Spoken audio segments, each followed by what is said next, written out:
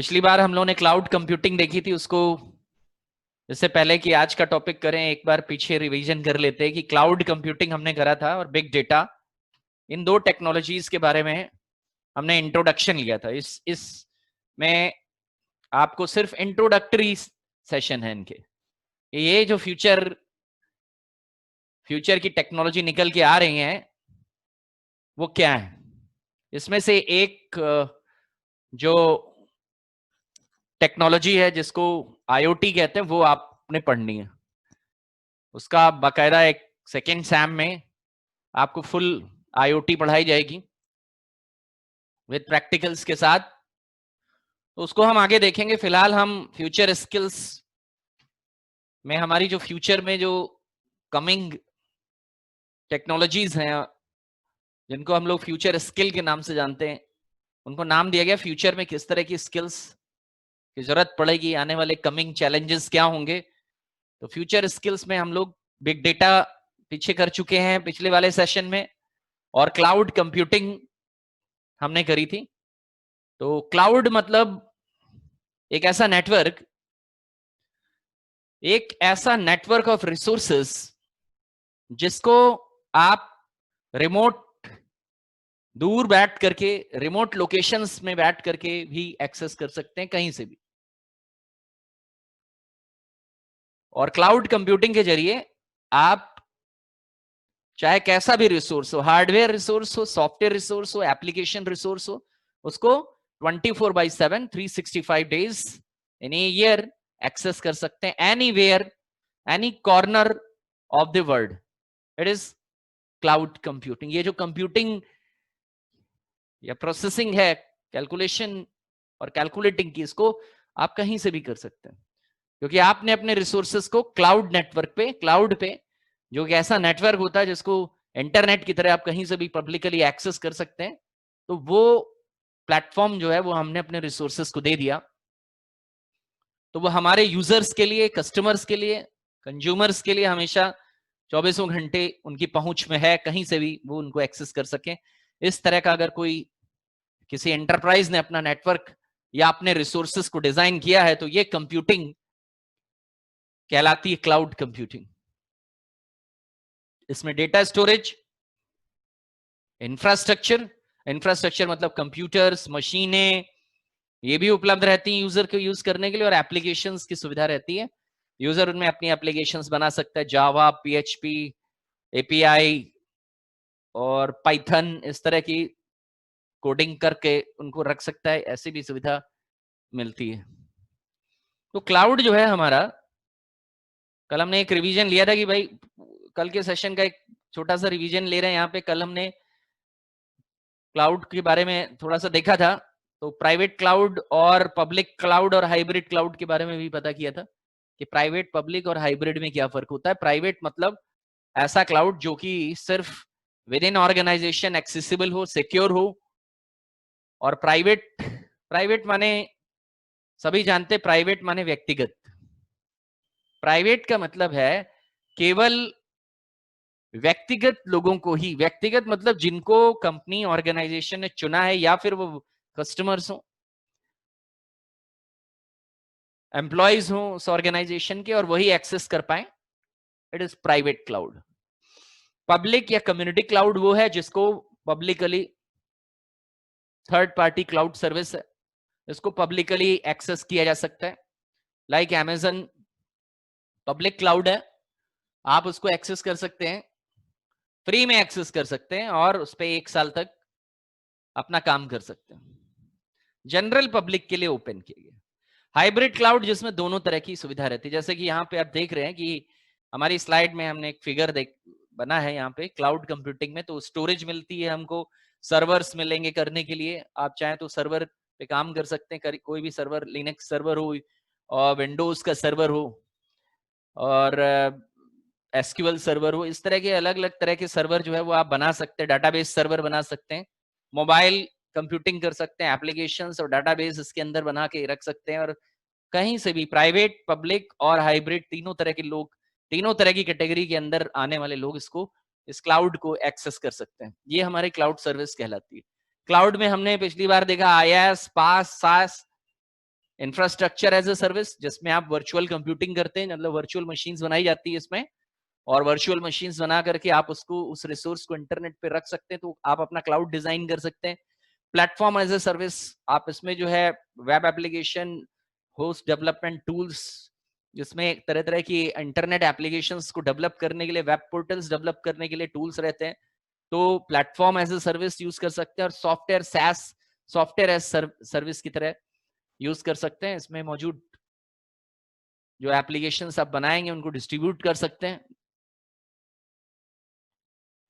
तो software applications को दूसरों को के साथ शेयर करके उनके साथ डिस्ट्रीब्यूटेड कंप्यूटिंग करी जा सकती है, दूसरों को दे भी सकते हैं और वो चला भी सकते हैं उनको साथ ही साथ। तो सॉफ्टवेयर सर्विस भी आपको इस क्लाउड में मिलेगी। एडवांटेजेस ऑफ क्लाउड कंप्यूटिंग भी किया था हमने कल। Application as a utility over internet use कर सकते हैं। आपने अपनी बहुत सारी एप्लीकेशंस इंटरनेट पे रख दी और वो एक यूटिलिटी की तरह, एक बड़े उपयोगी सामान की तरह, उपयोगी एप्लीकेशंस की तरह काम कर रही हैं। मैनिपुलेट और कॉन्फ़िगर एप्लीकेशन ऑनलाइन, जब आपको जरूरत लगी आपने अपने एप्लीकेशंस को एडिटिंग कर ली, उसमें फेरबदल कर लिए और उनको जो है कॉन्फ़िगर कर लिया, उनकी सेटिंग चेंज कर ली। On demand service, on demand self service है। ऑन डिमांड का मतलब आपको जरूरत लगी और आपने तुरंत जो है खुद ही हर एक सर्विस को सेट करके, हर एक सर्विस को, कभी किसी सर्विस को घटाना बढ़ाना हो तो वो भी किए जा सकता है। और कॉस्ट इफेक्टिव है, क्योंकि इसमें आपको बहुत ज्यादा कॉस्ट नहीं देनी पड़ेगी। वरना अगर हम एक ओरिजिनल सर्वर बनाएं और उसमें अपना वेब डिप्लॉयमेंट भी करें तो ये सब काम बहुत महंगा होगा। तो कॉस्ट इफेक्टिव है। जैसे Amazon, for an example, take an example, अगर हम उदाहरण के लिए ये कहें कि भाई कौन ऐसा है जिससे ये सर्विस हमको मिलती, कहीं कोई एग्जाम्पल है? तो यस, एग्जाम्पल है हमारे पास, अमेजन क्लाउड। अमेजन जो है वो अपना क्लाउड, उसको AWS कहते हैं, अमेजन वेब सर्विस। तो आप अमेजन पे, अमेजन क्लाउड को यूज करके आप उसके ऊपर अपना खुद का सर्वर एक बना सकते हैं, उसका क्लाउड सर्विसेज उधार ले सकते हैं। बहुत बड़ा है अमेजन का जो सर्विस मॉडल है, और पेड सर्विस भी है उसमें और फ्री सर्विस भी है। आप अगर सिर्फ प्रैक्टिस करके देखना चाहते हैं कि कैसे बनेगा, तो आप उस पे जो एक फ्री अकाउंट बना लीजिए Amazon WS पे, AWS पे, और उस पे आप प्रैक्टिस करके देख लीजिए कि कैसे ये सर्विस बनती है, कैसे इंस्टेंसेस रन कराए जाते हैं, कैसे स्टोरेज जोड़ा जाता है।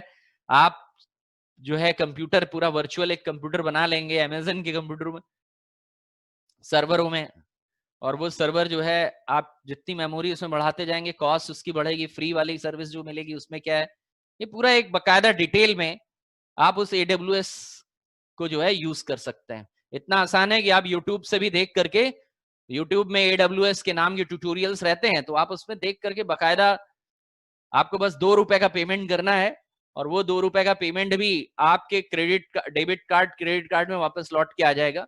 वेरिफिकेशन करा के आप अमेजन पे अपनी क्लाउड सर्विस खुद की, अगर आप डेवलपर हैं और आप अपना क्लाउड बना करके खुद का बनाना चाहते हैं, तो AWS, अमेजन से बढ़िया कोई कुछ भी नहीं, कोई दूसरी चीज इतनी बढ़िया सर्विस नहीं देगी जो अमेजन दे रही। तो उसका फायदा उठा करके आप एक फ्री क्लाउड 1 साल तक यूज कर सकते हैं, बाद में चाहे तो उसको परचेस करके। तो कॉस्ट इफेक्टिव है।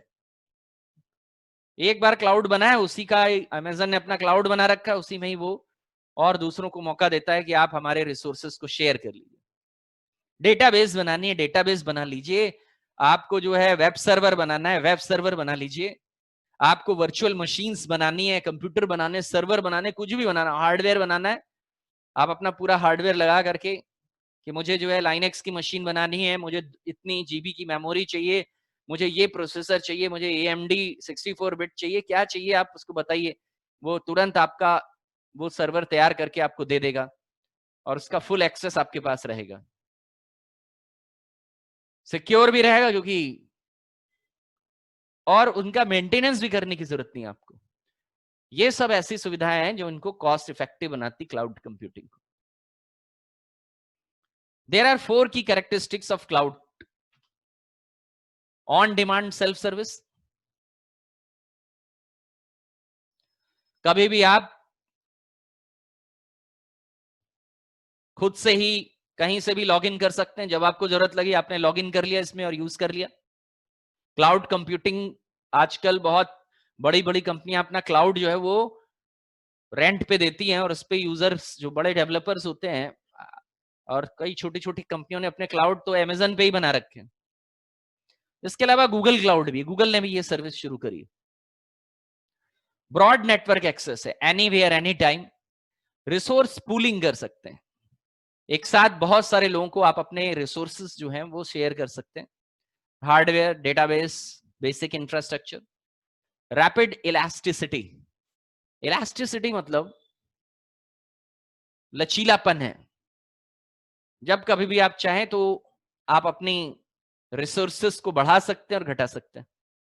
ये हमने पिछली स्लाइड में देखा था। वर्चुअल रियलिटी के बारे में भी थोड़ा सा देखा था कि वर्चुअल रियलिटी क्या होती है। आर्टिफिशियल एनवायरनमेंट होता है वर्चुअल रियलिटी, जो कि सॉफ्टवेयर के जरिए जो है यूजर क्रिएट करता है, एकदम रियल एनवायरनमेंट जैसा होता है। इसमें साइट एंड साउंड इनको यूज किया जाता है। क्या है एप्लीकेशन ऑफ वीआर? फैक्ट्री की प्लानिंग, मेंटेनेंस एंड इंस्पेक्शन करा सकते हैं। ट्रेनिंग के लिए वीआर का इस्तेमाल ट्रेनिंग सिमुलेटर्स बनाने के लिए किया जाता है। ट्रेनिंग सिमुलेटर्स जो होते हैं जिनके जरिए आप ट्रेनिंग कराते हैं, जैसे गाड़ी चलाने की ट्रेनिंग कराना, तो उसका एक सिमुलेटर प्रोग्राम बना दिया गया है और उस पर बैठ करके यूजर को गाड़ी कैसे चलाते हैं पूरी ट्रेनिंग दी जाएगी। इस तरह के बहुत सारे simulator training programme employs armies के लिए, आर्मी में भी इस तरह के सिमुलेटर ट्रेनिंग सिमुलेटर चलते हैं। आर्मी हो गई, पैरामिलिट्री फोर्सेस के लिए जो सिमुलेटर ट्रेनिंग प्रोग्राम्स होते हैं। इसके अलावा नेवी की भी सिमुलेटर्स प्रोग्राम जो है वो रन करता है यूजिंग वीआर टेक्नोलॉजी और एआई, आर्टिफिशियल इंटेलिजेंस को यूज करके ये सॉफ्टवेयर बनाया जाता है, प्रोग्राम बनाया जाता है। फैक्ट्री की प्लानिंग कर सकते हैं। इस तरह से हमारी ये जो वीआर टेक्नोलॉजी है, वर्चुअल रियलिटी, उसको इस्तेमाल किया जा रहा है real time, real application word और रियल टाइम।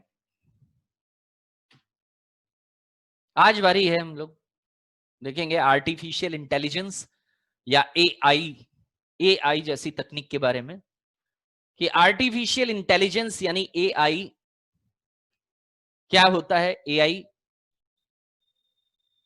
देखिए, बुद्धिमत्ता, आर्टिफिशियल माने कृत्रिम और इंटेलिजेंस माने बुद्धिमत्ता। ये जो ऊपर वाले ने इंसानों को बुद्धिमान बनाया है बाकी प्राणियों से ज्यादा, और उसको कुछ ऐसी चीजें दी हैं, उसकी बुद्धि में कुछ ऐसी चीजें डाली हैं जिससे वो, उसने मशीनें बनाई अपने लिए, उसने जो है कंप्यूटर्स बनाए अपने लिए और बड़ी बड़ी मशीनें बनाई, अपना इतना विकास किया। बाकी इंटेलिजेंस और भी जानवरों में भी होती, इंसान को छोड़ के, लेकिन इंसान के अंदर बाकी लोगों से ज्यादा खास चीजें बनाई। तो इंसान जो है उसके अंदर जो ये इंटेलिजेंस है वो नेचुरल इंटेलिजेंस कहलाती है। नेचुरल इंटेलिजेंस, नेचुरल जो प्रकृति से मिली है, प्रकृति, और प्रकृति को पूरी तरह से नहीं जानते तो हम कहते हैं भगवान ने हमको दी है, गॉड। जब हम कुछ चीजें नहीं जानते तो बोलते हैं भगवान ने। तो वाकई भगवान ने हमें ये बुद्धिमानी, इंटेलिजेंस डाल के भेजा है और वो धीरे धीरे विकसित होती जाती है, नेचुरल इंटेलिजेंस। लेकिन मशीनों के अंदर नेचुरल इंटेलिजेंस, क्योंकि मशीन तो नेचुरल नहीं है, वो तो आर्टिफिशियल है। तो आर्टिफिशियल इंटेलिजेंस क्या हुई? जब आर्टिफिशियल मशीनों में, मशीनें कृत्रिम बनाई जाती हैं, आर्टिफिशियल होती हैं वो, तो उनके अंदर इंटेलिजेंस भी आर्टिफिशियल डाली जाती है ताकि वो इंसानों की जगह ले सकें और उन्हीं के जैसे, उन्हीं के कामों की नकल कर सकें। तो आर्टिफिशियल इंटेलिजेंस मशीनों को इस लायक बना देता है कि मशीन जो है वो इंसानों के जैसे काम करने लगते हैं, उनके अंदर इंसानी बुद्धिमत्ता आ जाती है, उनका इंटेलिजेंस इंसानों के बराबर हो जाता है। तो कंप्यूटर विज्ञान की शाखा को आर्टिफिशियल इंटेलिजेंस कहते हैं, जिसमें मशीनों को ह्यूमंस के भी मुकाबले इंटेलिजेंट बनाया जाता है. They can think and act like a human. So it is a branch of AI is a branch of computer science, makes computers and other machines as intelligent as human beings. Computer विज्ञान की एक प्रकार की शाखा है जिसमें computer और अन्य मशीनें, अन्य डिवाइसेस, कंप्यूटर और तरह तरह के डिवाइस जो हमारे चारों तरफ लग रहे हैं, बन रहे हैं, लग रहे हैं, इस्तेमाल होते हैं, उनके अंदर भी एकदम इंसानों जैसी बुद्धिमानी हो जाए.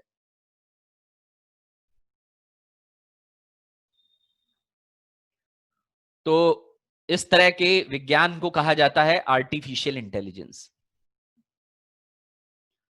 इंटेलिजेंट एजेंट्स की रिसर्च और स्टडी करना.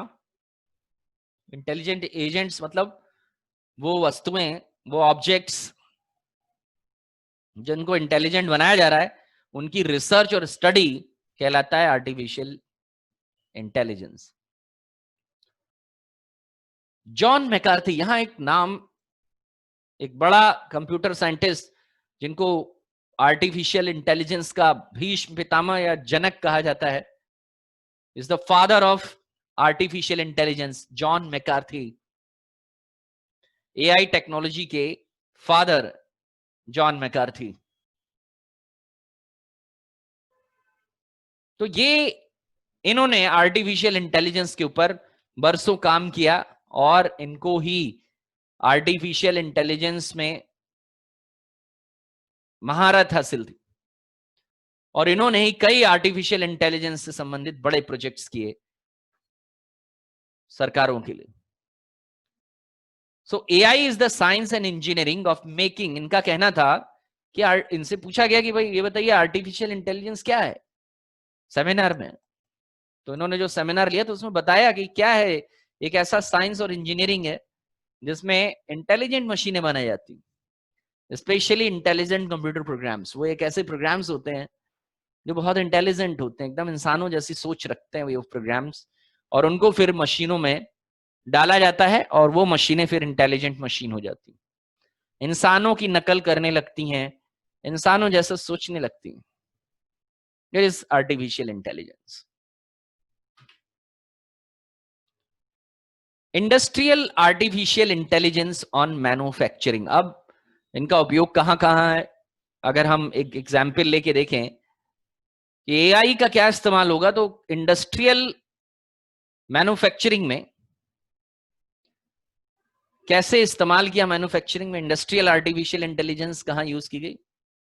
एक मैन्युफैक्चरिंग डिपार्टमेंट में देखिए, जनरेटिव डिजाइंस, डिजाइन बनाने के लिए, डिजाइनिंग फेज में मैन्युफैक्चरर का सबसे पहला फेज होता है डिजाइन. पहले डिजाइन करिए क्या बनाना है. तो वो डिजाइनिंग फेज में एआई के जरिए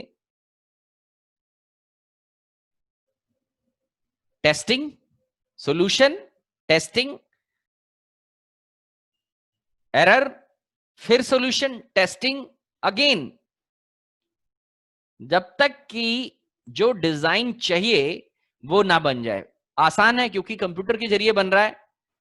तो जनरेटिव डिजाइन्स एआई एप्लीकेशन को इस्तेमाल करके बार बार कोई डिजाइन का सॉल्यूशन, कोई डिजाइन बनाना है उसका सॉल्यूशन बनाएगा, फिर उसको टेस्ट किया जाएगा, टेस्ट करके अगर कोई एरर आएगी तो फिर से अगेन रीजनरेट करेगा, जब तक कि सही पूरा फुल्ली सेटिस्फैक्ट 100% सेटिस्फैक्टरी आउटपुट ना मिले तब तक डिजाइनिंग, प्रिपरेशन, डिजाइनिंग, टेस्टिंग ये चलता ही रहेगा. Manufacturer makes use of AI in design phase. Manufacturer जो है एआई को डिजाइन फेज में इस्तेमाल कर सकता है एंड प्रिपेयर सोल्यूशन, और एक समाधान तैयार कर सकता है. जो भी बनाना है उसका एक समाधान, कोई समस्या थी कि भाई ये बनाना था तो उसका एक समाधान बना दिया, एक प्रोटोटाइप बना दिया.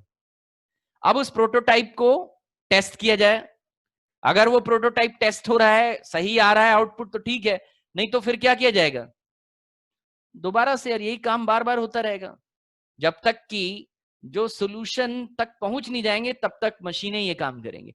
इससे समय भी बचेगा एज वेल एज कॉस्ट भी बचती, क्योंकि सारा काम कंप्यूटर मशीनों पे किया जा रहा है वर्चुअली। प्रिडिक्टिव मेंटेनेंस पे मदद करता है। प्रिडिक्टिव मेंटेनेंस मतलब जो मेंटेनेंस काम कर रहा है उस मेंटेनेंस का काम चलेगा, अभी हुआ नहीं है, उसका प्रिडिक्शन पहले से ही कर लेना कि वो 100% सक्सेसफुल होगा कि नहीं, या उसमें कितना पैसा लगेगा, या उसमें कितना खर्चा आएगा। प्रिडिक्टिव, प्रिडिक्टिव माने भविष्यवाणी करना मेंटेनेंस की पहले से ही, instead of performing real maintenance.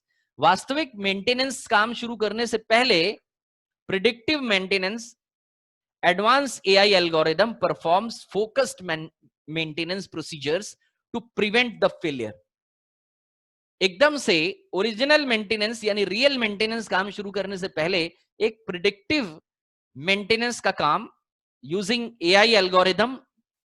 कोई प्रोग्राम, एल्गोरिदम मतलब प्रोग्राम, एल्गो लॉजिक, जिसमें लॉजिक हो, तर्क, सब कुछ शामिल हो, प्रोग्राम ही समझ लीजिए। एक एल्गोरिदम इज प्रोग्राम जिसमें सारी बातें सोच करके उनको स्टेप बाय स्टेप लिख दिया जाता है और स्टेप बाय स्टेप उनको एग्जीक्यूट कराया जाता है, उसके लॉजिक को एग्जीक्यूट कराया जाता है, दैट इज एल्गो, जिसको हम लोग एल्गोरिदम कहते हैं। हर प्रोग्राम या सॉफ्टवेयर जो कंप्यूटर में रन हो रहा है उसकी पहले एल्गोरिदम बनाई गई। Logic of program is called algorithm. जैसे मैं ये कहूं कि भाई एक ऐसा कंप्यूटर प्रोग्राम बनाइए जिसमें टेबल बनती है टू की, तो टू की टेबल बनने के लिए क्या करना होगा, जो आपने सोचा आपके दिमाग ने, दैट इज योर एल्गोरिदम। उसमें क्या किया जाएगा, एक वेरिएबल लिया जाएगा जिसको 1 से लेकर के 10 तक बढ़ाया जाएगा और उसको 2 से मल्टीप्लाई करके उसका आउटपुट लेंगे, ये हमारा लॉजिक, एल्गोरिदम, एल्गो। तो उसी तरह एडवांस एआई एल्गोरिदम जो कि मेंटेनेंस के वक्त, मेंटेनेंस के काम पे फोकस करेगी, और उसका मुख्य काम जो है एआई एप्लीकेशन का मेंटेनेंस का काम करना। मेंटेनेंस का जो भी काम होगा वो प्रेडिक्टिव मेंटेनेंस का काम करेगी, और उस काम के दौरान जो फेलियर होती है उनको भी वो मॉनिटर करेगी और रिपोर्ट करेगी। तो इससे हमें, अगर हम किसी बड़ी मशीन का मेंटेनेंस करने आ रहे हैं, या हम कोई बहुत बड़ा प्लांट है उसका मेंटेनेंस करने आ रहे हैं, तो हमने पहले से ही एक आर्टिफिशियल वर्चुअल एनवायरनमेंट में आर्टिफिशियल इंटेलिजेंस प्रोग्राम को रन करा के उसमें आने वाली समस्याओं को पहले ही देख लिया कि ये ऐसी प्रॉब्लम्स आएंगी, और उसका समाधान भी मेंटेनेंस के दौरान हमको पता लग गया कि क्या क्या एरर्स आएंगी, ताकि जब हम वास्तव में उस मेंटेनेंस को करें तो हमारे पास एरर होने के चांस, फेल होने के चांस कम हो। तो फेलियर से बचाव के लिए हमने पहले से ही मेंटेनेंस का एक अनुभव कर लिया। रियल मेंटेनेंस करने से पहले ह्यूमन रोबोट कोलैबोरेशन। देखिए, एआई इस्तेमाल होता है रोबोटिक्स में। रोबोट्स का जो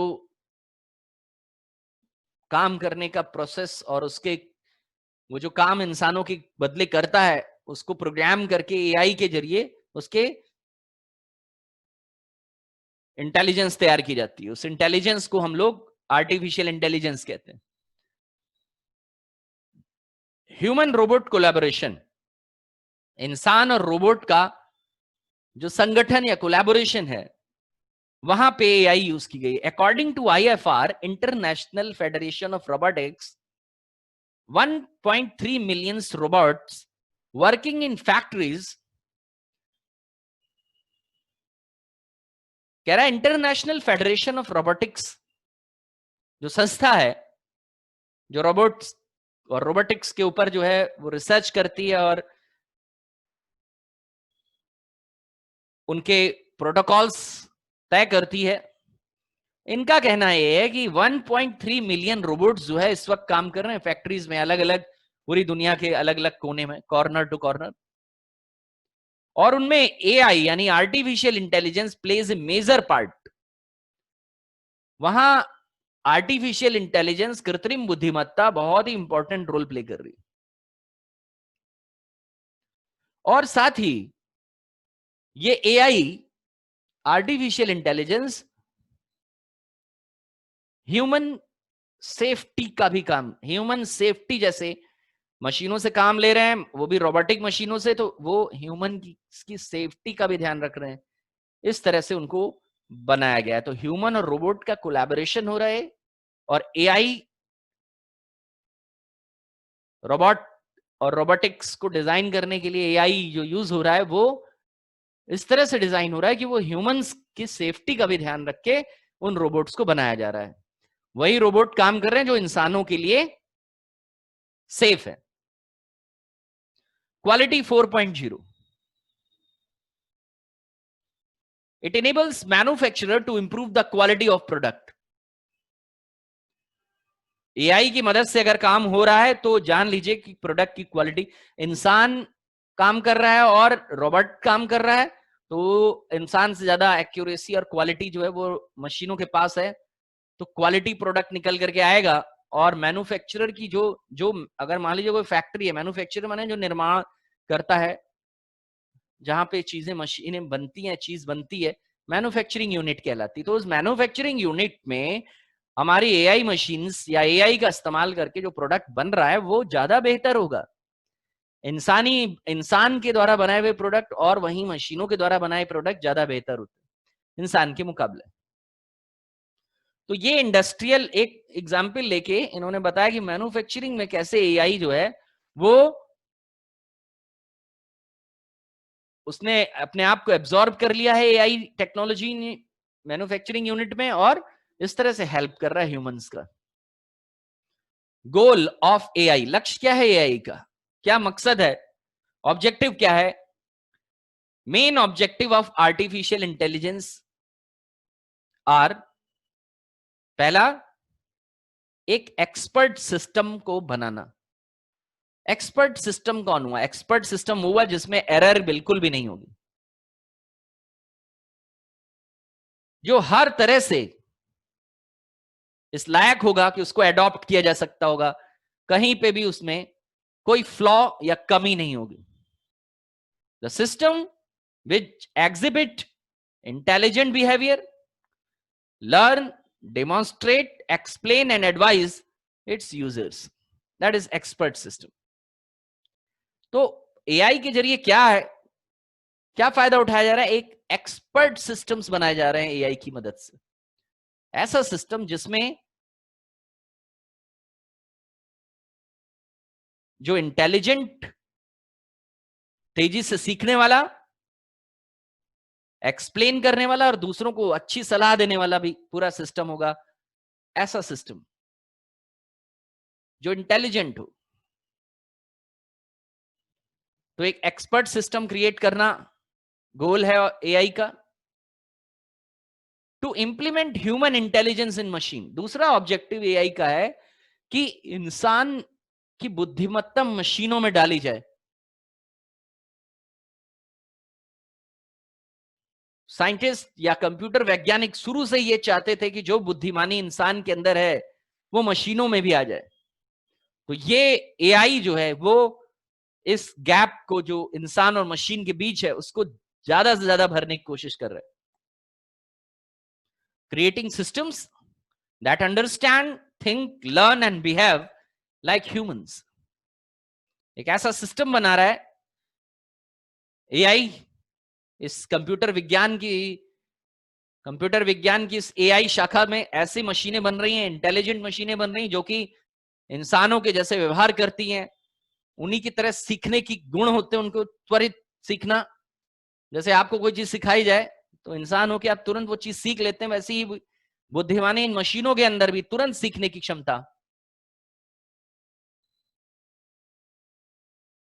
ऐसा जैसा इंटेलिजेंट इंसान है वैसा मशीनों को बनाने का ऑब्जेक्टिव लेके चला है एआई। कंप्यूटर विज्ञान की आर्टिफिशियल इंटेलिजेंस शाखा ये मकसद लेके चली, वो system that can understand, think, learn and behave like humans. इंसानों जैसा व्यवहार करने लगे, उनके सीखने की, लर्निंग करने की, सोचने की, समझने की, सोचने समझने, लर्न करने और व्यवहार करने की इंसानों जैसी क्षमता आ जाए मशीनों में।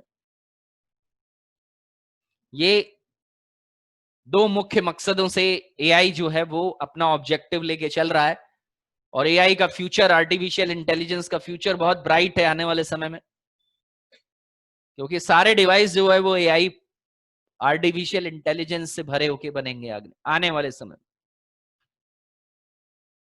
जो कंट्रीज एआई के ऊपर डिपेंड है वो कंट्रीज तरक्की भी करते, लाइक जापान, वहां आर्टिफिशियल इंटेलिजेंस बहुत यूज होता है। Application of AI, applications artificial intelligence कहां अप्लाई किया जा रहा है, किन एप्लीकेशंस में अप्लाई है? Hand writing recognition. देखिए यहां कुछ 6-7 एग्जाम्पल हैं, और उन 5-6 एग्जाम्पल, 6-7 एग्जाम्पल में ये बता रहा है कहां कहां हमने यूज कर लिया है एआई को हैंड राइटिंग रिकॉग्निशन में।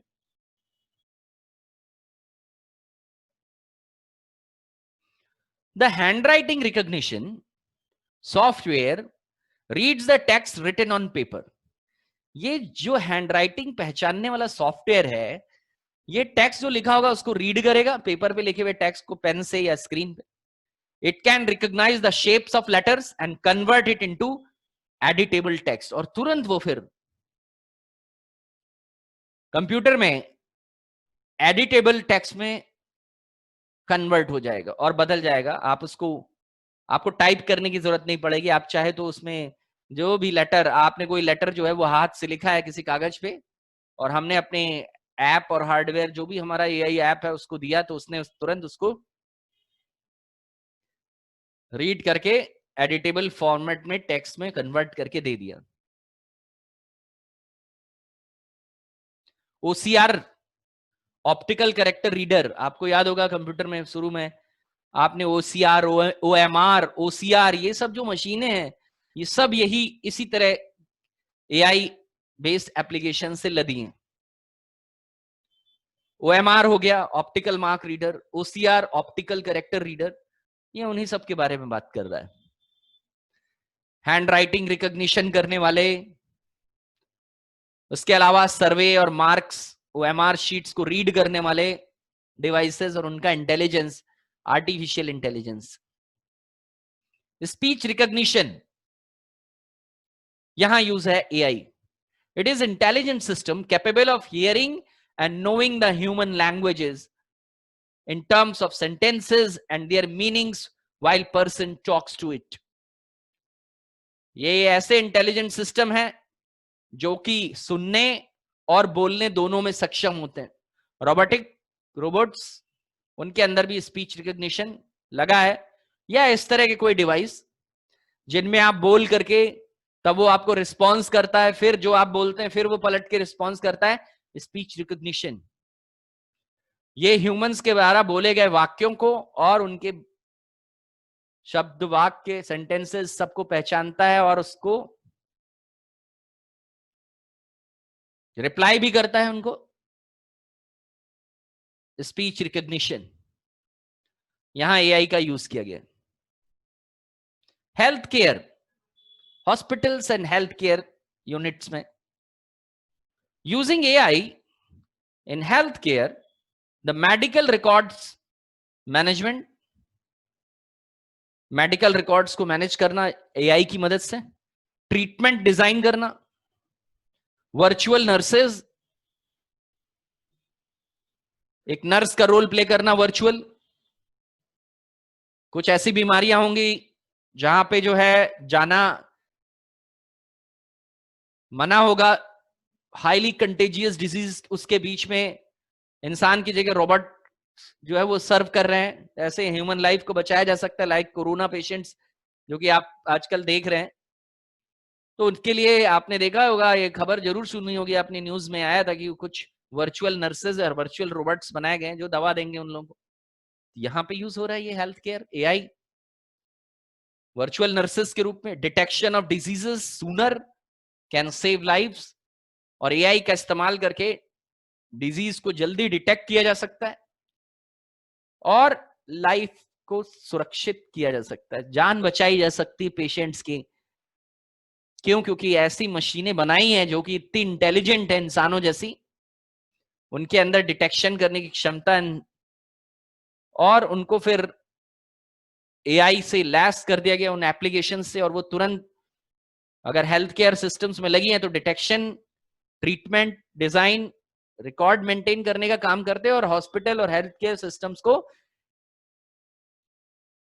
सपोर्ट करता है इंसानी लाइफ, क्योंकि हेल्थ केयर सिस्टम के ऊपर बहुत प्रेशर रहता है, तो इंसान जल्दी काम ना कर पाता है, तो इसीलिए जल्दी काम करने के लिए ऐसी एआई मशीनें डिजाइन की गई जो ये काम जल्दी जल्दी करेंगे, तो ह्यूमन लाइफ को सेव किया जा सकता है।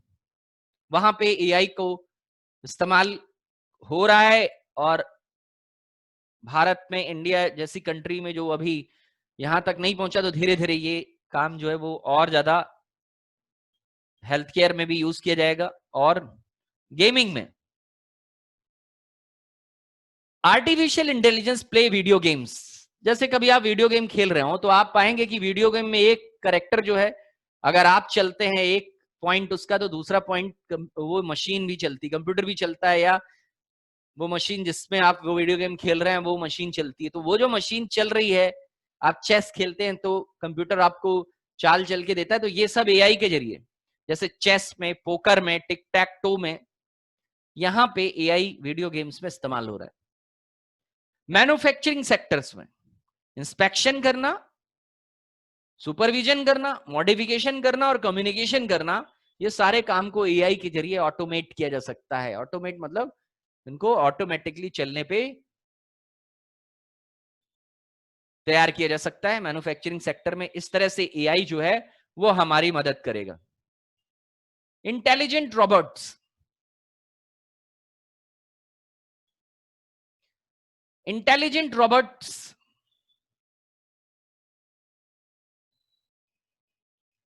इनके अंदर सेंसर्स लगे होंगे, ये डेटा रीड करेंगे, लाइट, हीट, टेम्परेचर वगैरह, और आपको इन्फॉर्म करेंगे। इस तरह से हमारा, आपने देख लिया कि एआई यानी एआई टेक्नोलॉजी, आर्टिफिशियल इंटेलिजेंस क्या क्या काम कर रही है, और इसका फादर कौन था आर्टिफिशियल इंटेलिजेंस के, का यूज कहाँ मैन्युफैक्चरिंग यूनिट में कैसे किया गया, क्या ऑब्जेक्टिव है एआई का, और एप्लीकेशंस ऑफ एआई कहां कहां यूज की गई। अगला टॉपिक है, next topic is social media and mobile. Social media and mobile, और ये एक ऐसा टॉपिक है जो कि बहुत इंटरेस्टिंग है। इंटरेस्टिंग इसलिए क्योंकि इसमें अक्सर लोगों को बहुत इंटरेस्ट आता है सोशल मीडिया पे, और ये हमारा कुछ किया हुआ भी है। एआई पे तो नहीं काम किया, एआई टेक्नोलॉजी के बारे में सीख रहे हैं, और इसमें फ्यूचर स्किल्स हैं, इसमें कुछ टेक्नोलॉजीज अब धीरे धीरे ले रही हैं आकार भारत में, इंडिया में, बाकी कंट्रीज में ये शुरू हो चुका है। एआई हालांकि बहुत पहले से, बहुत समय से ही हमारी लाइफ में है, लेकिन एज ए कंप्यूटर विज्ञान में एआई को इंप्लीमेंट करा, एआई बहुत पहले से है, लेकिन अभी वो हमारे कंप्यूटर और स्टडी मटेरियल्स में वो बहुत धीरे धीरे करके आ रहा है। अभी बहुत काम होना बाकी है यहाँ। उसी तरह आईओटी हो गया, इंटरनेट ऑफ थिंग, ये भी अब स्टडी के लिए लोगों को मिल रहा है, तो इस पे भी बहुत काम हो रहा है। तो हर सेक्शन में फ्यूचर स्किल के काम हो रहा है, लेकिन सोशल मीडिया तक सभी की पहुंच है, सभी ने सोशल, बाकी ना किया हो, बाकी टेक्नोलॉजीज, क्लाउड वगैरह, इनके बारे में भले ही लोग ना जानते हो बहुत ज्यादा, लेकिन सोशल मीडिया के बारे में सभी को पता है। इवन एक एवरेज आदमी को भी फेसबुक और ट्विटर, इन सब के बारे में पता है, और वो यूज करता है। तो सोशल मीडिया जो है और मोबाइल सर्विसेज, ये इतनी कॉमन है कि तकरीबन सारे लोग इसके बारे में जानते हैं। A very common service. Mobile devices and social media are part of industry. Social media और मोबाइल डिवाइसेस हमारे दैनिक उपयोग और इंडस्ट्री की, जो हमारे उद्योग, जो हमारी इंडस्ट्रीज लगी हुई हैं, उनका एक पार्ट है सोशल मीडिया। जितनी हमारी इंडस्ट्रीज हैं वो भी सोशल मीडिया को यूज करती हैं मेजर रिसोर्सेस के तौर पे। कैसे यूज करती हैं? उनसे मीनिंगफुल इंफॉर्मेशन निकलवाती हैं, काम की जानकारी या उससे कोई ना कोई काम लेती हैं, मोबाइल के जरिए कोई ना कोई काम लेती हैं, या सोशल मीडिया के जरिए इंडस्ट्री में कुछ काम होता है। जैसे जैसे एग्जाम्पल है, अगर हम सेल्स एंड मैन्युफैक्चरिंग की बात करें तो जो हमारा अमेजॉन है वो सोशल मीडिया का सहारा लेकर के अपने प्रोडक्ट्स बेचता है। फेसबुक पे एड्स आते हैं। तो बड़ी बड़ी कंपनियां सोशल मीडिया और मोबाइल का इस्तेमाल करके उसके व्हाट्सएप पे मैसेज करता है, वो सोशल मीडिया पे उसके जो है तरह तरह के एडवर्टाइजमेंट लोग करते हैं इधर से उधर। तो मीनिंगफुल इंफॉर्मेशन निकलवाने के लिए सोशल मीडिया और मोबाइल को मेजर सोर्सेस की तरह इस्तेमाल किया जा रहा है आजकल की इंडस्ट्रीज, और ये पार्ट बन चुका है इंडस्ट्री का, मोबाइल और सोशल मीडिया। अब वो चाहे कैसी भी इंडस्ट्री हो, पेपर इंडस्ट्री हो, मीडिया इंडस्ट्री हो, मीडिया है, टेलीकम्युनिकेशन है, कोई कैसा भी हो, सब लोग यूज करते हैं मोबाइल और social media, because it contains large amount of data. क्योंकि इन सोशल मीडिया और मोबाइल पे बहुत बड़ी मात्रा में डेटा रहता है। सोशल मीडिया साइटों पे हजारों पेटाबाइट डेटा रहता है इन लोगों के पास। Facebook, Twitter, WhatsApp.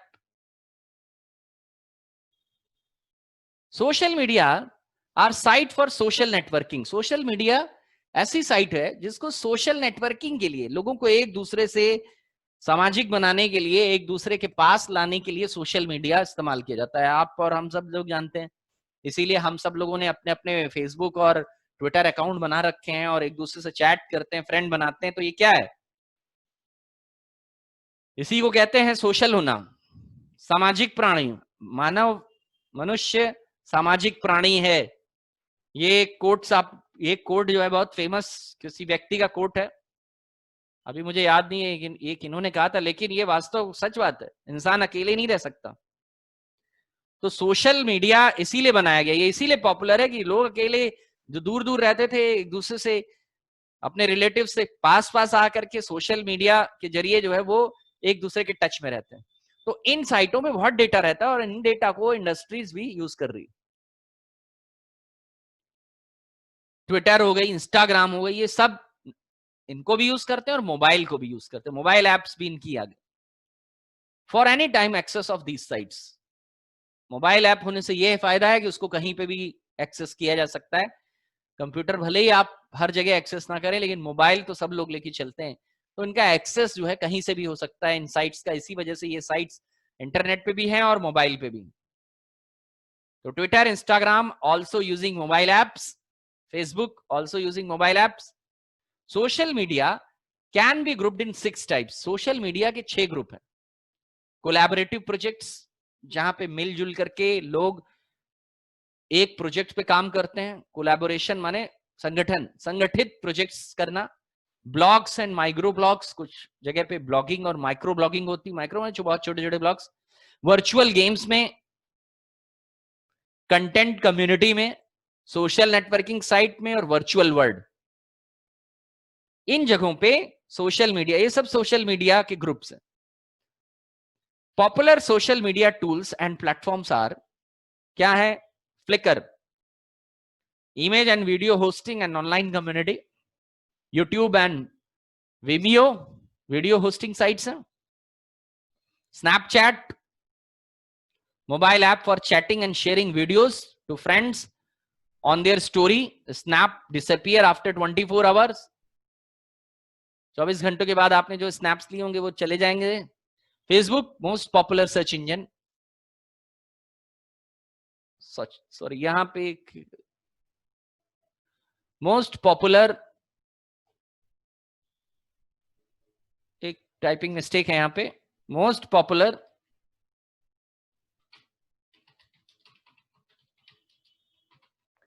Social networking site.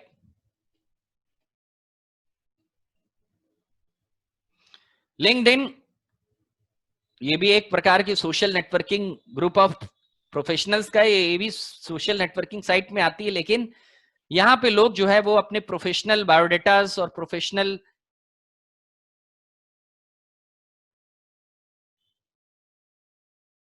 Qualities को एक दूसरे से शेयर करते हैं और अपना प्रोफेशनल लिंक बनाते हैं। तो ये प्रोफेशनल्स के लिए, वर्किंग प्रोफेशनल्स के लिए, आप किसी जॉब की सर्च में हैं तो आपने लिंक्डइन में बना करके किसी को रेफरेंस दे दिया अपना। ट्विटर है शेयरिंग व्यूज, कोई मैसेज पोस्ट करना है, ट्विटर के जरिए आपने मैसेज पोस्ट कर दिया। तो ये कुछ सोशल मीडिया और मोबाइल के ग्रुप्स हैं जिनको इस्तेमाल करते हैं, और हम लोगों में से कई, आपने भी इनमें से कईयों को यूज किया होगा और उसकी यूटिलिटीज और उसके फायदे, एडवांटेज वो आपने देखे होंगे। Important elements of Twitter. अब यहां एक एक करके कुछ चीजों के बारे में बताया गया है, कुछ सोशल नेटवर्क एलिमेंट्स जो हैं जो यूज हो रहे हैं। सबसे पहले बारी आती है ट्विटर की। ट्विटर एक सोशल नेटवर्किंग साइट है for sharing news, views etcetera. और ट्विटर के बारे में जान लीजिए। ट्विटर में जो ट्विटर अगर आपने नहीं किया है तो आप ट्विटर एक बार ओपन कर लीजिए, उसमें अकाउंट बना के देख लीजिए वो कैसे बनता है। पीछे वाले कुछ उसमें जो है आपको ट्विटर के बारे में भी बताया। ट्विटर का ये दूसरा, मैं इससे पहले जो चैप्टर्स ले चुका हूं उसमें मैंने फेसबुक तो इतना कॉमन है कि उसके बारे में अकाउंट कैसे बनाते हैं ये तो बताने की जरूरत नहीं है। हाँ, ट्विटर में कैसे अकाउंट बनाते हैं ये बता चुका हूं। शुरुआत के जो चैप्टर्स हैं, छठे, सातवें, आठवें, उन चैप्टरों में मैं ये अकाउंट्स कैसे बनते हैं उनको बता चुका हूं। व्हाट्सएप के बारे में बताने की जरूरत है नहीं कि उसमें अकाउंट कैसे बनता है और व्हाट्सएप कैसे करते हैं, ये सबको पता है। तो ट्विटर के बारे में आपको बस यहाँ करते कैसे हैं ये तो सब पता है, लेकिन यहाँ लिखना उनके बारे में क्या है। कुछ ऐसी बात होगी जो आपको एक एक नंबर के सवाल भी आ सकते हैं इससे, और बड़ा एक ट्विटर के बारे में भी पूछ सकता है, शॉर्ट नोट्स कर सकता है आपसे, पूछ सकता है ये आपसे एग्जाम में। तो ट्विटर क्या है? तो ट्विटर एक सोशल नेटवर्किंग साइट है for share news, views etcetera. Twitter में जो बर्ड यानी चिड़िया बन के आती है उसका नाम लैरी बर्ड है, उसका नाम है लैरी। और वो basketball legend Larry T bird के नाम पे वो चिड़िया रखी गई है। बास्केटबॉल के बहुत ही फेमस खिलाड़ी लैरी बर्ड के नाम पे वो बर्ड बनाई गई, उनका नाम, उस बर्ड का नाम लैरी रखा गया। तो ट्विटर की चिड़िया का नाम है लैरी। अब दूसरी बात आती है, जो सवाल इसमें आता है वो है हैशटैग। ट्विटर में कोई भी टॉपिक हैश टैग लगा के बनाया जाता है। आप कोई पोस्ट बना रहे हैं तो हैशटैग लगाइए। तो hashtag allows to mark a topic of a tweet. Twitter पे मैसेज ट्वीट करना कर रहा होता है, ट्वीट करना। टॉपिक हैश से स्टार्ट किया जाएगा, एक से ज्यादा हैशटैग्स यूज किए जा सकते हैं। किसी भी जगह ट्वीट जो कर रहे हैं उसमें किसी भी जगह पे आप एक से ज्यादा हैशटैग यूज कर सकते हैं, और वो हैशटैग कहीं पे भी आ सकता है। User references. Users are identified by their names, prefix with the character @। जैसे आपने कोई अकाउंट कुछ बनाया, @ उसमें अपना नाम लिख दिया। इस तरह करके वो ट्वीट किस यूजर ने करा है उससे उसकी पहचान हो जाती है। यूजर जो है, जो भी यूजर है वो identified by their names, prefix with the character @ लगा के Twitter user can make references to other users. Reference देने के लिए इसको इस्तेमाल किया जाता है। तो यूजर रेफरेंसिंग, हैशटैगिंग करने की सुविधा है। साथ ही उसकी बर्ड का नाम लैरी है, जो कि basketball legend Larry T bird के नाम पे रखा गया था।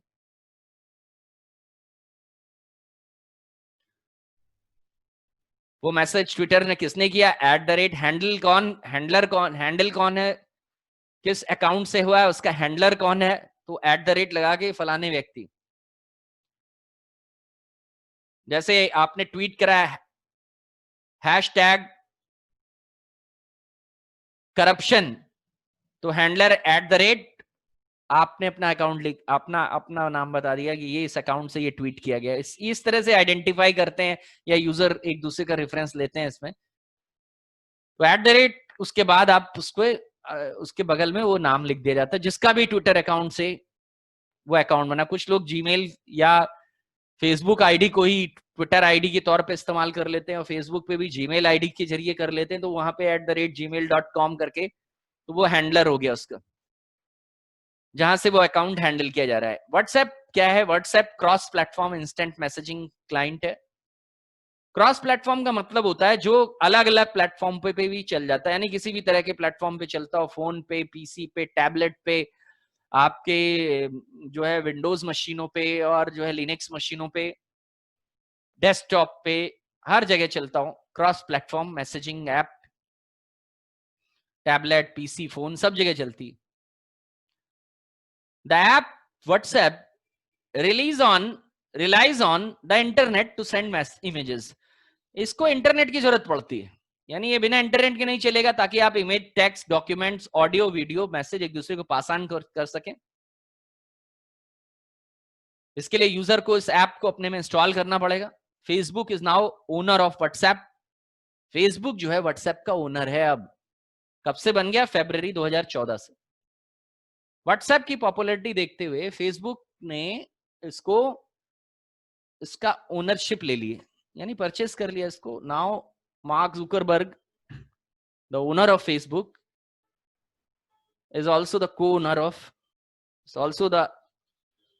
of WhatsApp।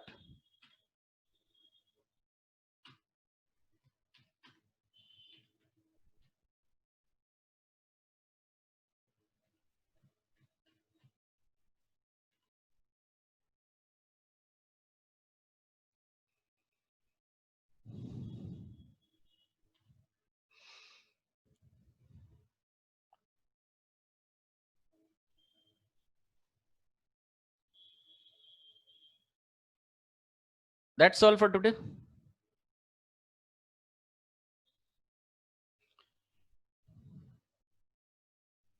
So students, second session में हम बात करेंगे ब्लॉकचेन टेक्नोलॉजी की। ब्लॉकचेन टेक्नोलॉजी, पिछले सेशन में हम लोगों ने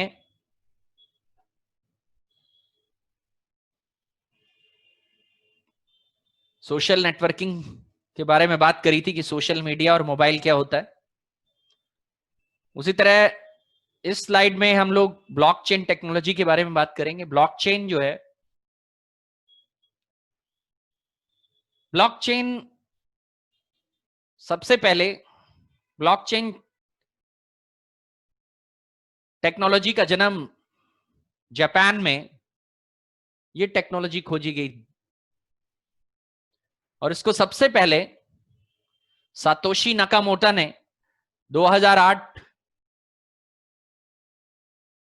में इस ब्लॉकचेन टेक्नोलॉजी को इंट्रोड्यूस किया था। हालांकि सतोशी नाकामोटो ये नाम जो है वो वेरीफाई नहीं,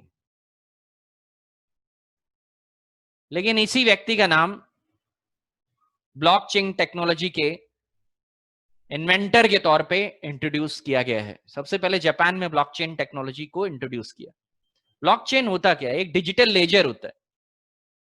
एक डिजिटल लेजर माने एक ऐसा अकाउंटिंग का रजिस्टर जिसमें लेन देन के बारे में जिक्र हो, इसको लेजर बोलते हैं। एक digital ledger of economic transaction that can be programmed to record not just financial transactions but virtually everything of value।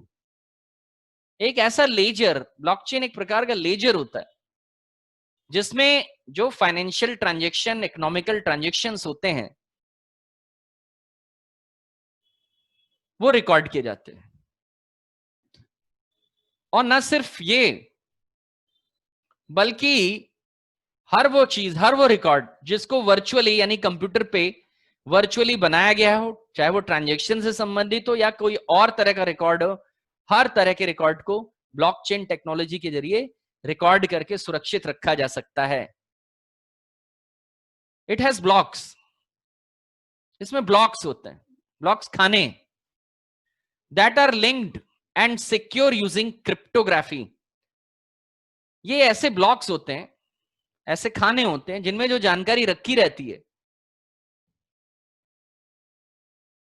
उन जानकारियों को पहली बात तो एक ब्लॉक को दूसरे ब्लॉक से जोड़ा जाता है, और न सिर्फ जोड़ा जाता है बल्कि एक ब्लॉक दूसरे ब्लॉक से जो जुड़ा हुआ है उनमें से हर एक ब्लॉक को इनक्रिप्ट करके रखा जाए। इनक्रिप्ट यानी क्रिप्टोग्राफी। क्रिप्टोग्राफी जो कि इनक्रिप्शन करती है, जानकारियों को वो सुरक्षित करने के लिए जानकारियों को बदल देती है ताकि वो जानकारी आसानी से किसी के भी हाथ ना आए।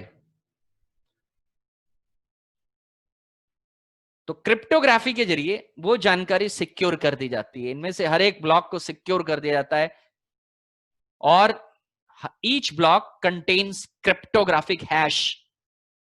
और क्रिप्टोग्राफिक हैश एक सुरक्षित तकनीक जिससे डेटा को एनक्रिप्ट कर दिया जाता है, ऐसे क्रिप्टोग्राफिक हैश के जरिए हर ब्लॉक बनाया जाता है। उसके अंदर क्रिप्टोग्राफिक हैश रहती है। इनमें टाइम स्टैंप रहती है,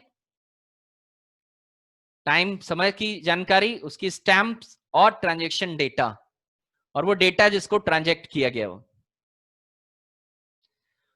इससे क्या फायदा होता है? इससे फायदा ये होता है कि कोई भी जानकारी किसी एक नोड या एक मशीन पे नहीं रहती, बल्कि जानकारी और उसके ट्रांजैक्शन की डिटेल हजारों मशीनों में बिखर जाती है। कई मशीनों में छोटे छोटे ब्लॉक्स और उनकी चेन बना के रख ली जाती। अब हैकर्स को किसी एक जानकारी को ट्रेस करने या पकड़ने या उसके बारे में पता लगाने के लिए हजारों कंप्यूटरों को हैक करना पड़ता है। अगर पॉसिबल ही नहीं है, ब्लॉकचेन इतनी सुरक्षित तकनीक बनाई गई है और इंप्लीमेंट की गई है, सुरक्षित सोची गई है, जिसने भी इसको बनाया है,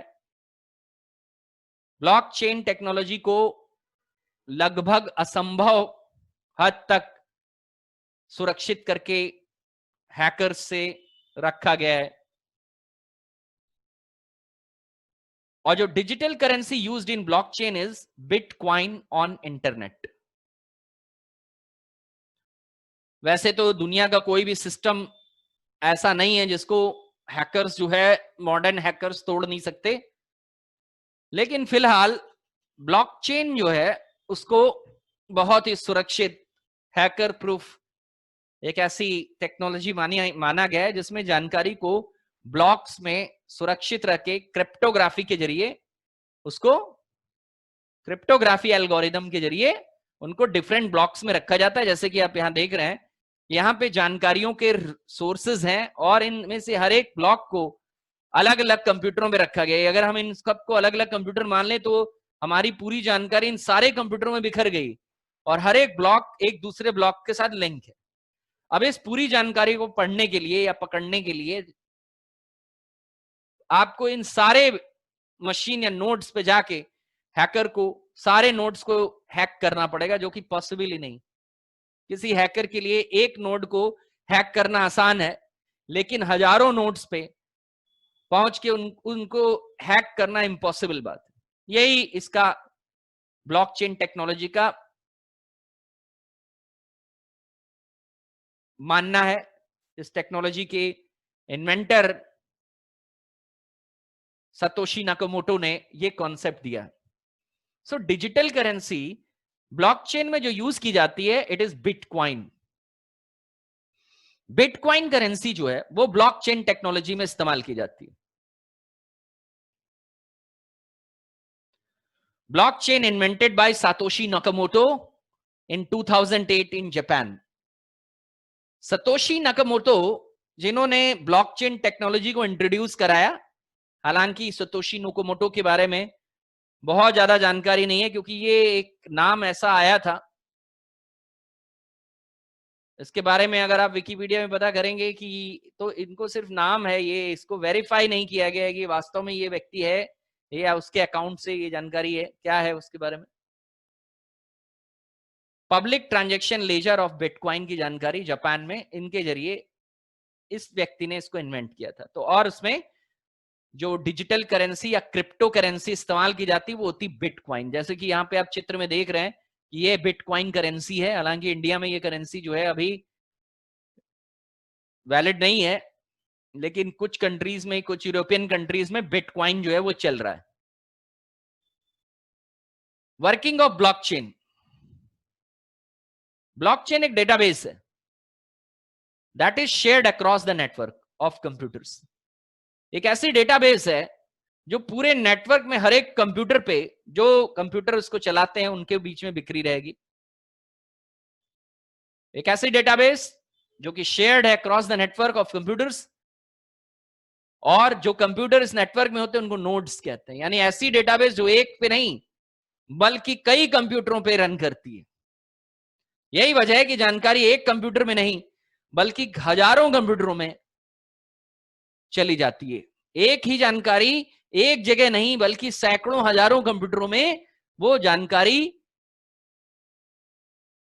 ब्लॉक्स में रख करके, तोड़ करके उन ब्लॉक्स में डाली जाती है। और पूरी जानकारी के लिए सारे ब्लॉक्स को जोड़ना जरूरी है और सारे कंप्यूटर को हैक करना, जो कि किसी हैकर के लिए इम्पॉसिबल बात है।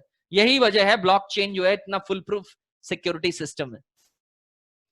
तो ब्लॉकचेन की डेटाबेस को से डेटा निकालने के लिए एक नहीं जितने कंप्यूटरों में वो फैला है सबको हैक करना पड़ेगा।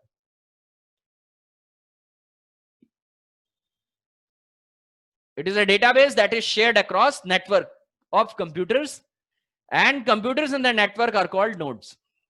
पहली चीज। दूसरा, रिकॉर्ड्स आर बंडल्ड टुगेदर। जितने भी रिकॉर्ड्स होते हैं वो खुले नहीं, बंडल करके बनाए जाते हैं। And added to the chain, उसके बाद बंडल करके उन रिकॉर्ड को बंडल कर दिया जाता है और उसके बाद उनको एक चेन से, एक के पीछे एक, वन आफ्टर अनदर, एक चेन से लगा दिया जाता है। तो बेसिक पार्ट हो गए रिकॉर्ड, ब्लॉक और chain.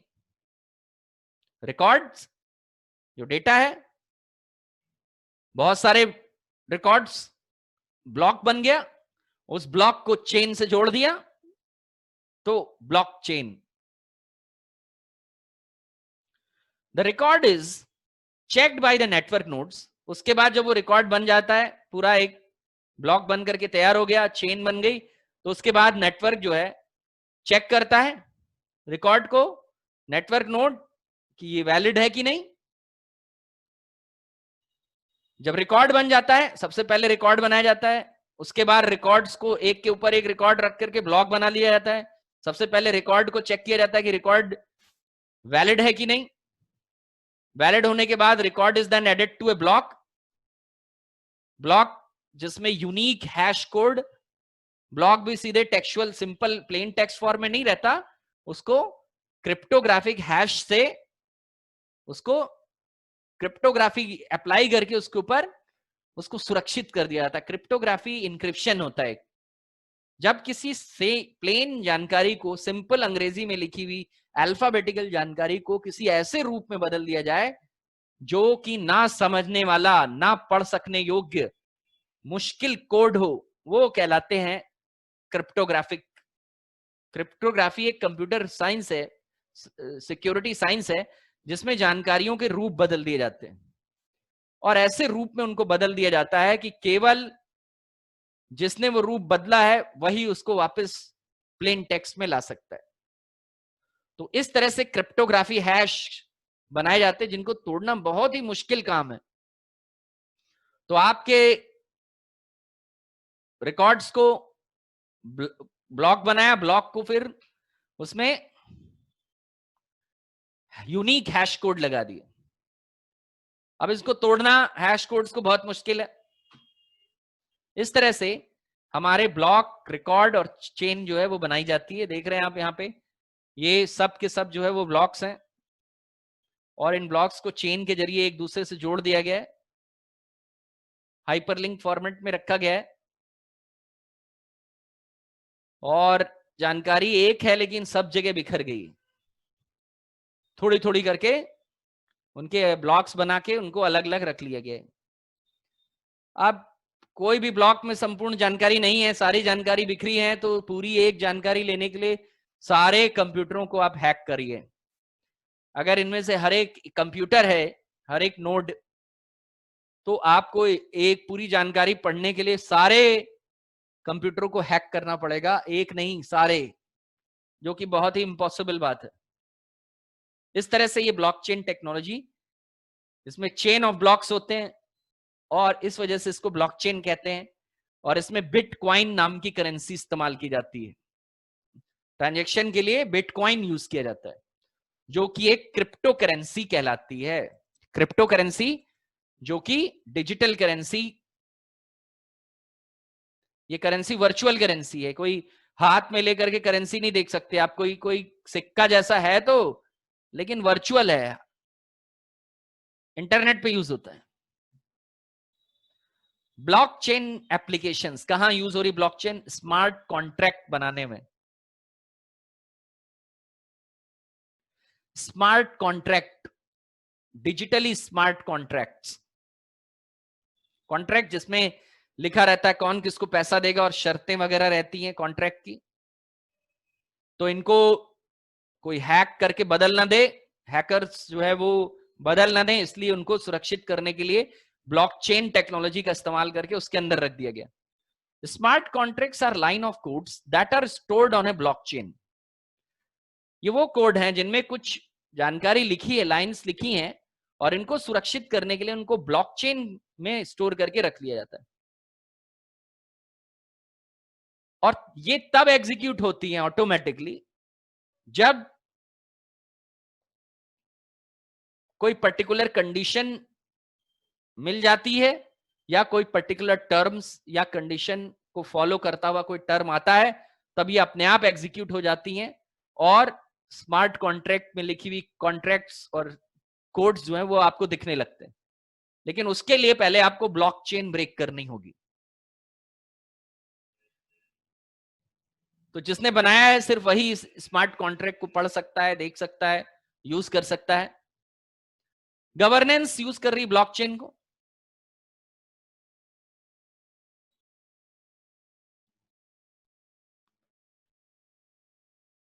By making the result fully transparent. जो इलेक्शन के रिजल्ट होते हैं उनको पूरी तरह से पारदर्शी और पब्लिकली एक्सेसिबल बनाने के लिए एक ऐसी ब्लॉकचेन डिस्ट्रीब्यूटेड डेटाबेस बनाई जाएगी that could bring full transparency, जो पूर्ण रूप से पारदर्शी होगी,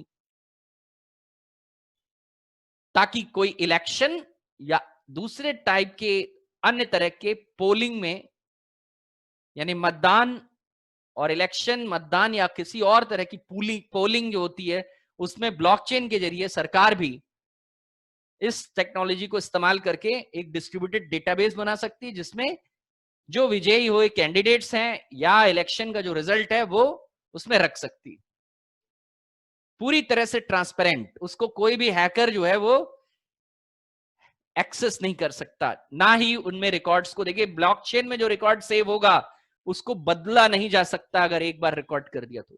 ये एक बहुत बड़ी खासियत है इसकी। जो रिकॉर्ड उस डेटाबेस के अंदर आ गया, उसको सिर्फ रिकॉर्ड बनाने वाले के अलावा कोई भी दूसरा बदल नहीं सकता, ना ही चुरा सकता है। फाइल स्टोरेज किया जा सकता है ब्लॉकचेन के जरिए। Decentralised file storage on internet brings clear benefits, protects the data from hacking.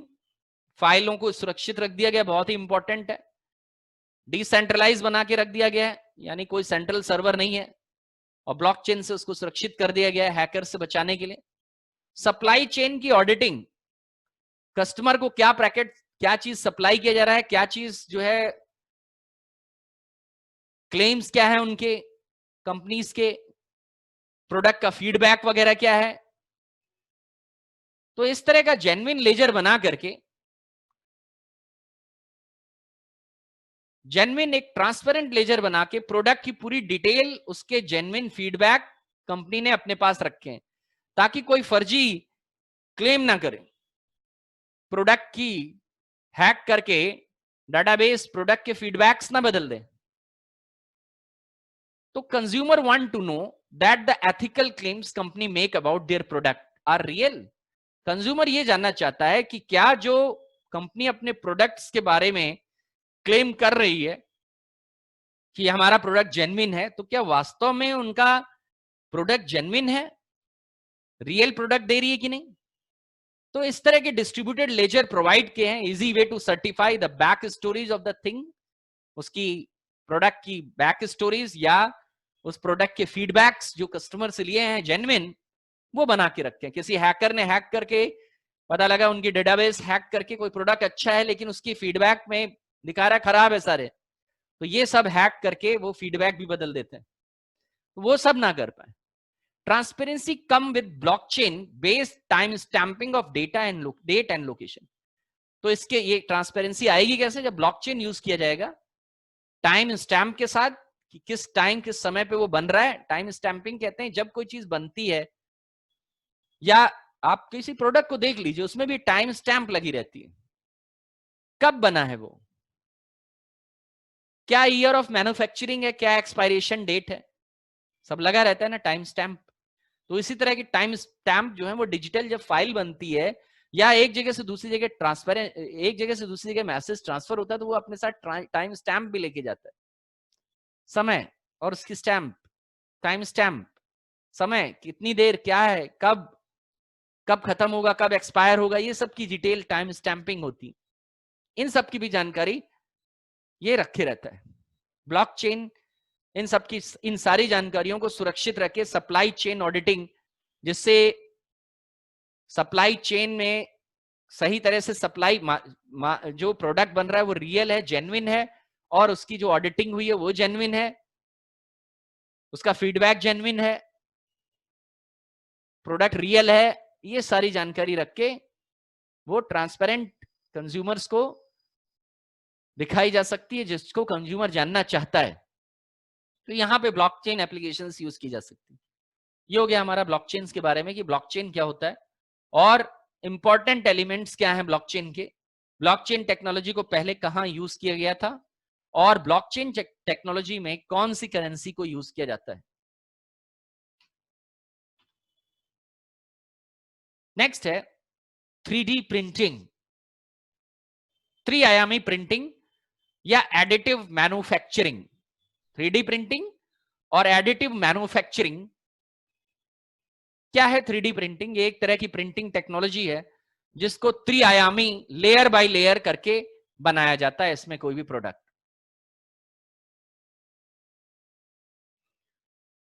3D printing is a process for making a physical object. 3D printing एक ऐसा प्रोसेस है जिसमें किसी भौतिक ऑब्जेक्ट को बनाया जाता है त्रिआयामी डिजिटल मॉडल, उसका त्रिआयामी डिजिटल मॉडल या चित्र बनाया जाता है किसी फिजिकल ऑब्जेक्ट का। और इस त्रिआयामी प्रिंटिंग में कोई स्पेशल टूल की जरूरत नहीं होती, कोई किसी खास तरह के कटिंग टूल नहीं होता, कोई मोल्ड नहीं होता जिसमें कोई चीज भर करके तब उस मोल्डिंग करी जाती हो। इसकी बजाय the part is manufactured directly on to the built platform. एक प्लेटफॉर्म के ऊपर प्रोडक्ट को डायरेक्ट बना दिया जाता है लेयर बाय लेयर, उसकी एक के ऊपर एक परतें बिछा करके उनको बनाया जाता है। तो लेयर बाय लेयर एक प्लेटफॉर्म पे लेयर बाय लेयर बिछा करके उस ऑब्जेक्ट को बनाया जाता है। जैसे कि आप यहां पे देख रहे हैं ये प्रिंटर है 3D प्रिंटर, तो इसने ये 3 जो बनाया है ये इसकी लेयर बाय लेयर बना करके, देखिए डी बनाया है तो एक लेयर ये है, एक लेयर ये, इस तरह करके उस तरह ये बना रहा है वो, एक लेयर ये लेयर, ये पहले पूरा एक ऑब्जेक्ट था उसके अंदर उसने ये लेयर बना बना करके ये बना दी 3D। ये है 3D प्रिंटिंग, इस तरह से दिखती है। Working of 3D printing, 3D printing की वर्किंग क्या होती है? सबसे पहले एक वर्चुअल डिजाइन बनाया जाता है, यानी कंप्यूटर पे पहले एक डिजाइन बनाया जाएगा of the object you want to create. जिस भी ऑब्जेक्ट को बनाना है, मान ली इसको बनाना है, तो पहले कंप्यूटर पे इसका एक डिजाइन बना लिया जाएगा। It is made in CAD. CAD मतलब कंप्यूटर एडेड डिजाइन। कैड एक सॉफ्टवेयर होता है जिसको इंजीनियरिंग में इस्तेमाल किया जाता है। जैसे मान लीजिए हमको ये बनाना है तो ये बनाना है। अब ये कैसा होगा ये हमको नहीं पता, तो हमने सॉफ्टवेयर को इस्तेमाल करके इसको डिजाइन कर लिया। एक वर्चुअल डिजाइन पहले बना लिया जाता है किसी भी ऑब्जेक्ट या पदार्थ का या किसी वस्तु का, और इसको बनाने के लिए जो सॉफ्टवेयर इस्तेमाल किया जाता है that is CAD, computer aided design application. CAD एक एप्लीकेशन होता है जो 3D प्रिंटिंग के लिए यूज किया जाता है, कैड एंड कैम। जब ये बन जाता है तो एक एसटीएल फाइल बनती।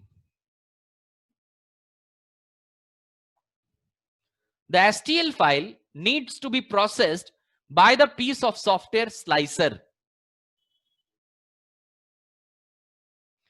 उसके बाद जब ये फाइल बनती है तो ये फाइल एक सॉफ्टवेयर जिसका नाम स्लाइसर है वो इसको प्रोसेस करता है,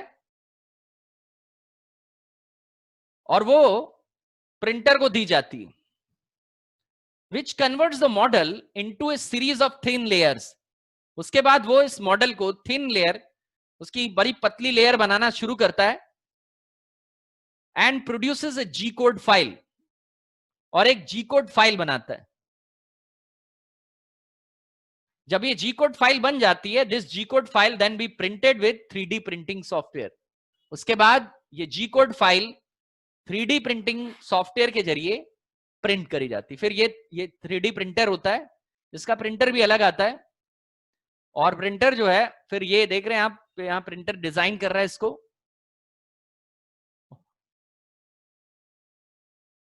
इस तरह से ये 3D प्रिंटिंग या एडिटिव मैन्युफैक्चरिंग बनाई जाती। पहले आप इसका वर्चुअल डिजाइन जो भी बनाना हो, जो भी ऑब्जेक्ट बनाना हो, इसी को ही बनाना है तो आप पहले इसको डिजाइन कर लीजिए यूजिंग कैड। कैड की एसटीएल फाइल बनती है, प्रोसेस होती है, और सॉफ्टवेयर स्लाइसर जो है उसको सीरीज ऑफ थिन लेयर में बदलता है, तब वो जी कोड फाइल बनाता है उसकी। वो जी कोड फाइल प्रिंट के लिए प्रिंटर के पास जाती है, और फिर वो प्रिंटिंग चालू करता है। इस तरह से ये काम एक स्टेप में ये काम 3D प्रिंटिंग में होता है। एप्लीकेशन एरिया, क्या एप्लीकेशन एरियाज हैं, कहां यूज हो रही है 3D प्रिंटिंग? मेडिकल इंप्लांट्स में, जैसे दांतों के इंप्लांटिंग करते हैं वगैरह, उनके 3D प्रिंटिंग के जरिए उनको बनाना। Medical device with functional enhancement, medical implants 3D printers can be used to manufacture medical devices। Medical implants करने वाले 3D प्रिंटर जो कि मेडिकल डिवाइसेस और उनके एनहेंसमेंट, फंक्शनल एनहेंसमेंट्स मैन्युफैक्चर करेंगे, यानी मेडिकल डिवाइसेस और उनमें जो इम्प्लांट्स बनते हैं उनको बनाने के लिए। टॉयज एंड ज्वेलरी बनाने के लिए 3D प्रिंटिंग यूज होगी। आर्किटेक्चरल मॉडल, आर्किटेक्चरल मॉडल यानी किसी बड़े घर या बिल्डिंग के जो मॉडल होते हैं, आर्किटेक्चर उसका डिजाइन होता है, वो बनाने के क्या होता है इस प्रोसेस में? VAT, photo polymerisation, material jetting, binder jetting, powder bed fusion, material extrusion और शीट लैमिनेशन। ये कुछ 6 प्रोसेस हैं जो 3D प्रिंटिंग प्रोसेस में अपनाए जाते हैं। पॉलीमराइजेशन, मटेरियल जेटिंग, उसके अंदर जो है मटेरियल मटेरियल भी छिड़का भी मटेरियल का कभी कभी छिड़काव भी किया जाता है, बाइंड भी किया जाता है, पाउडर फ्यूजन भी किया जाता है, पाउडर भी उसमें मटेरियल को एक्सट्रूजन भी किया जाता है, और शीट को लैमिनेट भी किया जाता है। इतने काम 3D प्रिंटिंग के अंदर, इतने प्रोसेस आते हैं। ये सब एक एक नंबर के सवाल इनमें से आ सकते हैं कि 3D प्रिंटिंग प्रोसेस में बाइंडर जेटिंग होता है क्या, या वैट फोटो पॉलीमराइजेशन, ये क्या स्टेप है 3D प्रिंटिंग प्रोसेस का?